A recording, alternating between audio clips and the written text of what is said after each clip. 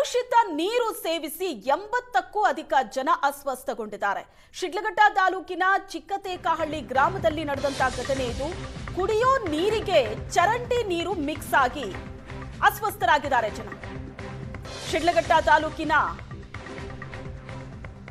ಚಿಕ್ಕತೇಕಹಳ್ಳಿ ಅನ್ನೋ ಗ್ರಾಮದಲ್ಲಿ ಆದಂತ ಘಟನೆ ಇದು. ಸುಮಾರು 80ಕ್ಕೂ ಹೆಚ್ಚು ಜನ ಈ ಕಲುಷಿತ ನೀರನ್ನ ಕುಡಿದು ಅಸ್ವಸ್ಥರಾಗಿದ್ದಾರೆ. ಸುಮಾರು 50ಕ್ಕೂ ಹೆಚ್ಚು ಜಾನುವಾರುಗಳ ಆರೋಗ್ಯದಲ್ಲಿ ಏರುಪೇರಾಗಿದೆ. ಕುಡಿಯೋ ನೀರಿಗೆ ಚರಂಡಿ ನೀರು ಮಿಕ್ಸ್ ಆಗಿದೆ.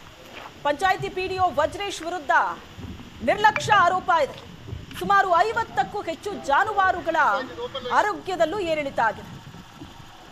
ನಿನ್ನೆಯಿಂದ ಆಸ್ಪತ್ರೆಗಳಿಗೆ ಅಲ್ದಾಡ್ತಿದ್ದಾರೆ ಗ್ರಾಮಸ್ಥರು. ಬಹುತೇಕ ಇಡೀ ಗ್ರಾಮವೇ ಅಸ್ವಸ್ಥಗೊಂಡಿದೆ. ನಿನ್ನೆಯಿಂದ ಗ್ರಾಮಸ್ಥರಿಗೆ ಆಸ್ಪತ್ರೆಗಳಿಗೆ ಅಲ್ದಾಡೋದೇ ಕೆಲಸ ಆಗಿದೆ. ಕುಡಿಯೋ ನೀರಿಗೆ ಚರಂಡಿ ನೀರು ಮಿಕ್ಸ್ ಆಗಿ ಜನ ಹುಷಾರ್ ತಪ್ಪಿದ್ದಾರೆ. ಶಿಡ್ಲಘಟ್ಟ ತಾಲೂಕಿನಲ್ಲಿ ಆದಂತ ಘಟನೆ ಇದು. 80ಕ್ಕೂ ಹೆಚ್ಚು ಜನ ಅಸ್ವಸ್ಥಗೊಂಡಿದ್ದಾರೆ. ಪಂಚಾಯಿತಿ ಪಿಡಿಒ ವಿರುದ್ಧ ಜನ ಆಕ್ರೋಶ ವ್ಯಕ್ತಪಡಿಸ್ತಾ ಇದ್ದಾರೆ. ಯಾಕಂದ್ರೆ ಅವರ ನಿರ್ಲಕ್ಷ್ಯವೇ ಕಾರಣ ಅಂತ ಹೇಳ್ತಿದ್ದಾರೆ ಜನ. ಕುಡಿಯೋ ನೀರಿಗೆ ಚರಂಡಿ ನೀರು ಮಿಕ್ಸ್ ಆಗಿದೆ. ಅದನ್ನ ಕುಡಿದು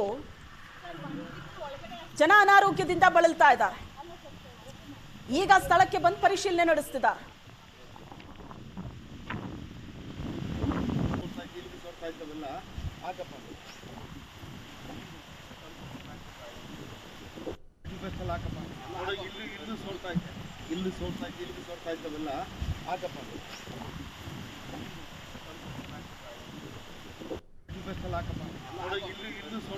ಕುಡಿಯೋ ನೀರಿಗೆ ಚರಂಡಿಯ ನೀರು ಮಿಕ್ಸ್ ಆಗಿದೆ. ನೀರು ಕಲುಷಿತ ಆಗಿದೆ.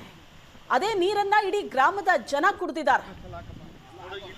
80ಕ್ಕೂ ಹೆಚ್ಚು ಜನ ಅನಾರೋಗ್ಯದಿಂದ ಬಳಲ್ತಾ ಇದ್ದಾರೆ.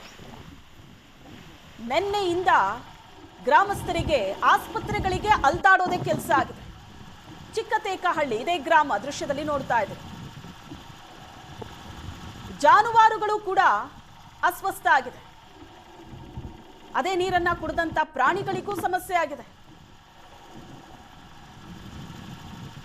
ಸುಮಾರು 80ಕ್ಕೂ ಹೆಚ್ಚು ಜನ ಅಸ್ವಸ್ಥಗೊಂಡಿದ್ದು ಈಗ ಸ್ಥಳಕ್ಕೆ ಬಂದು ಪರಿಶೀಲನೆ ನಡೆಸಿದ್ದಾರೆ ಅಧಿಕಾರಿಗಳು. ಏನಾಗಿದೆ ಅಂತ ಜನ ಹೇಳ್ತಾ ಇರೋ ಪ್ರಕಾರ ಕುಡಿಯೋ ನೀರಿಗೆ ಚರಂಡಿ ನೀರು ಮಿಕ್ಸ್ ಆಗಿದೆ. ಪಂಚಾಯಿತಿ ಪಿಡಿಒ ವಜ್ರೇಶ್ ನಿರ್ಲಕ್ಷ್ಯ ಮಾಡಿದ್ದಾರೆ. ಪರಿಣಾಮ ಇಡೀ ಗ್ರಾಮವೇ ಅನಾರೋಗ್ಯದಿಂದ ಬಳಲ್ತಾ ಇದೆ. ಆಸ್ಪತ್ರೆಗಳಿಗೆ ಅಲಿತಾ ಇದ್ದಾರೆ ಜನ ಈ ಕಲುಷಿತ ನೀರನ್ನ ಕುಡಿದು.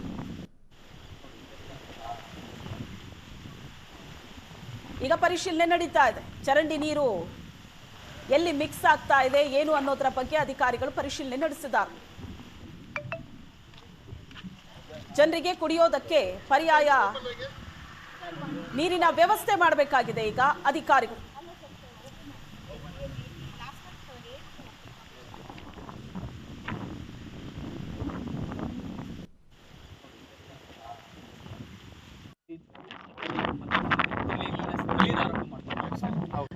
ಏನಾಗಿದೆ ಅಂದ್ರೆ ನಿನ್ನೆ ನಾವು 3 ಕಡೆಯಿಂದ ಸ್ಯಾಂಪಲ್ ಲ್ಯಾಬ್ಗೆ ಕಳಿಸಿದ್ದೀವಿ. ಪ್ರಮುಖವಾಗಿ ಸವಾಲು ಇಲ್ಲಿ ಬಂದು ನಾವು ವಿಚಾರ ತಿಳ್ಕೊಂಡಿದ್ದ ಪ್ರಕಾರ 30ನೇ ತಾರೀಕು ಒಂದು ಸಮಾರಂಭ ನಡೆದಿದೆ, ಕೆಂಪೇಗೌಡರ ಜಯಂತಿ.